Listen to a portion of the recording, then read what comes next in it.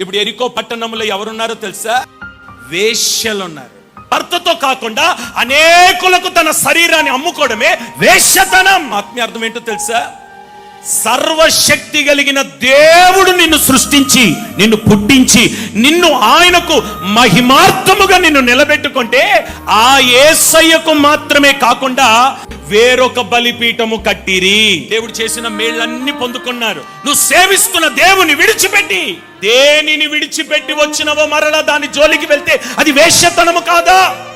ఏ అన్య ఆచారాలు విడిచిపెట్టినావో, ఏ అన్య కార్యక్రమాలు విడిచిపెట్టినావో, విడిచిన దానికి మరలాను వెళ్తే అది వేశ్యతనము కాదా? వేశ్యతనం అంటే ఏంటి? దేవుని వాక్యాన్ని అమ్ముకోవడం, విశ్వాసాన్ని అమ్ముకోవడం, నీ భక్తిని అమ్ముకోవడం. అది నష్టమైన, కష్టమైన, ఇబ్బందైనా, శ్రమైనా, ఏదైనా సరే ఏ యేసయ్యనైతే పట్టుకున్నావో మరణము వరకు, ప్రభు రాకడ వరకు ఆ యేసయ్య చెయ్యి పట్టుకొని నువ్వు నడవగలిగితే అద్దరికి నిన్ను చేరుస్తాడు.